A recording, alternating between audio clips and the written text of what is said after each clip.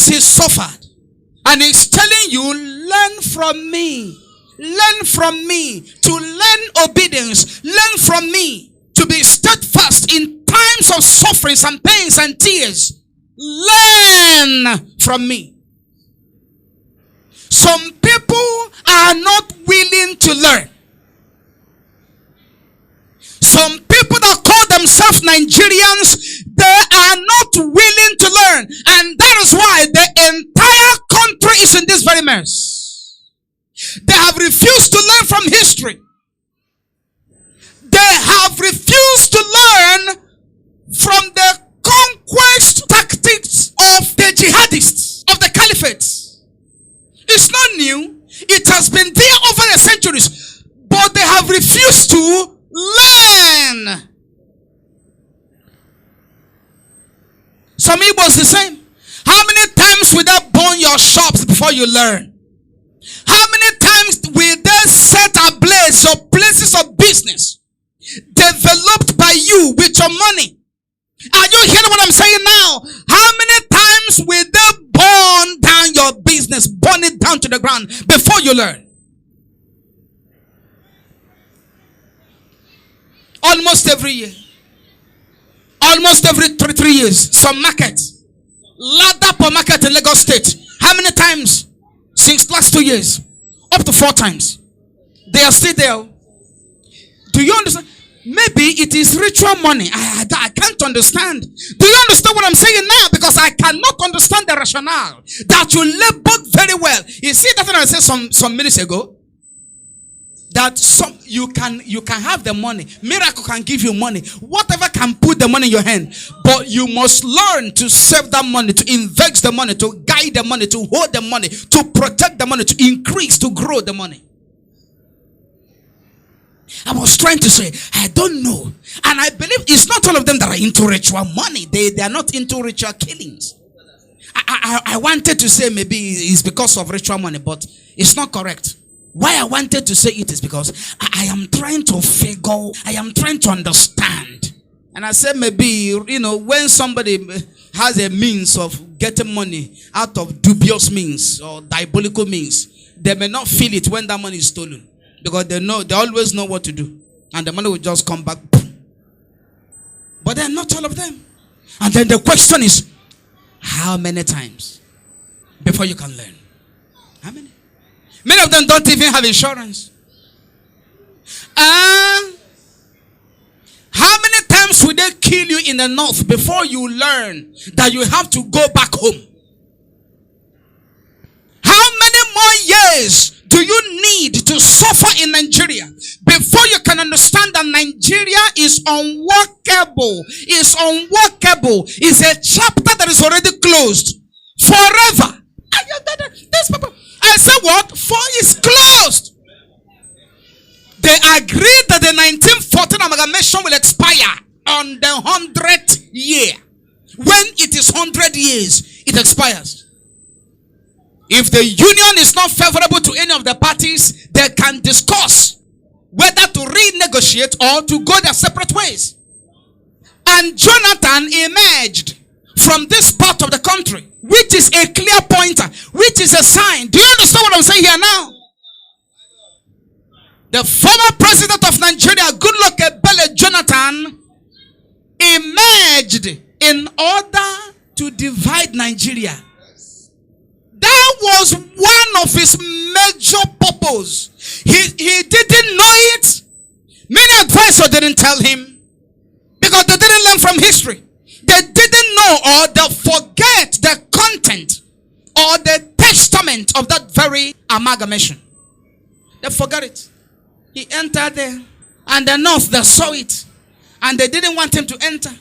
But he didn't see why they never wanted him to enter. Yerodua died, they sealed it. Do you understand what I'm saying now? Eventually he was made the substantive acting president. And then he completed a joint tenure. And then he now came up for re-election. Are you hearing me now? Of course you saw what happened here. You saw it. Some people are still the victims of what happened. They lost lives, their beloved ones. They lost resources. There was transfer of aggression and reprisal attacks here and there as a result of the indication, the intention of Goodluck Ebele Jonathan to contest. Then at the expiration of that very first tenure, he wanted to recontest. The point I'm trying to make is this. He convened a national national conference. Is it not so? The same restructuring they are shouting now was the same restructuring that Ojukwu sought and fought for at Aburi. Do you understand what I'm saying? They rejected it. Goodluck came. Even Wole Soyinka was among one of the people that went for national conference. It's not today they started national conference, confab. Restructuring is not today they started chanting and shouting and singing for it. Yet it never works. Conference upon conference. They will send delegates. They will map out billions. They will spend billions. Billions upon billions. Conference upon conference. Confab upon confab. Till today. Some people who are dull at hearing. Some people who are very dull at learning. Some people who have made up their mind not to learn. They are still shouting for restructuring. National conference. National confab. They have not learned that it's not working. They have not learned that it can never work.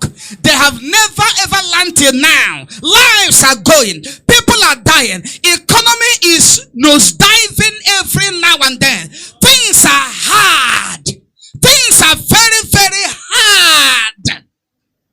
Yet, they have not learned. Not that they don't have the capacity to learn, but they have refused to learn. They have not made the choice to learn. They are not willing to learn from history. Jesus said, take my yoke upon you and learn from me. For I am meek and lowly in heart. You must understand that Yeshua had a new beginning and also went through a new learning. He was in heaven above and then he came to the earth. That was a new beginning. You didn't understand what I said now. He went through transition from divinity to humanity. He left his throne above. That even the Son of God, he had a new beginning and he had a new learning. From divinity to humanity.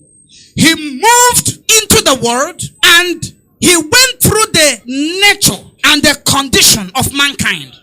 Anything that is natural to man, he went through them. Everything that is the condition of a man, human beings that they went through, that they passed through at different stage of the life, he went through them. Hebrews chapter 5 verse 8 said it very clearly that he learned obedience by the things he suffered. It's only human beings that can suffer. God doesn't suffer. Spirits don't suffer. Did you understand what I said now? God doesn't suffer. Spirits don't suffer. It's only human beings that are subjected to suffering. So to prove to you that the Son of God came and experienced the human condition and the human nature. That was a new beginning in his life. From divinity to humanity. And he learned. And then he had a successful new beginning. And he's saying to you, learn from me. Take my yoke upon you. Do what? What is the yoke? That is a figurative statement. What is the yoke? His yoke simply means his ordinances, his instructions, his value, his commandments, his doctrines, his teachings. It is illustrative. It is figurative. To use that very word, yoke, because it's something that must be put on your neck and your shoulder. Do you understand what I'm saying now? So it's not trying to say his sufferings, that you should take his sufferings upon you. No. It's not what it's saying. It's not saying that you should suffer as he has suffered. No. That is not exactly or completely what he's saying here. He said, take my yoke upon you. His yoke talks about his teachings. His yoke talks about his principles, his values, his commandments, his instructions, his lifestyle. He said, take them up, take my yoke upon you. Don't pull your head out of the yoke. To practice the principles of Jesus is not easy. To practice the lifestyle of Jesus is not easy. To observe and live by the values of Yeshua is never easy. It's like a yoke. Do you understand what I'm saying now? And he's telling you, put it upon you. Don't make any attempt to pull your head out of the yoke. Put it upon you. And we can clearly see his principles, his values, the doctrines of the gospel that he taught, his commands and instructions in his lifestyle. They are all over there in the word of God for us. And a perfect example is that Hebrews chapter 5 verse 8. And also Philippians chapter 2 verse 5 to 11. Philippians chapter 2 verse 5 to 11 said that he thought it not robbery to be equal with God. He condescended. He took the form of a man, though he was God. He left that is what Philippians chapter 2 is saying. He said he left heaven and he came and became a human being. Let me put it that way that you may understand it. And then he went through the sufferings, the pains. As I said before, the conditions of man, the nature of man, suffering, pains, tears, challenges, because of what he did. He never gave up. He didn't quit until the cross. He died. Are you hearing me now? And Philippians said, because of this thing he has done. That's what I've been telling you for some time now. The name of Yeshua did not become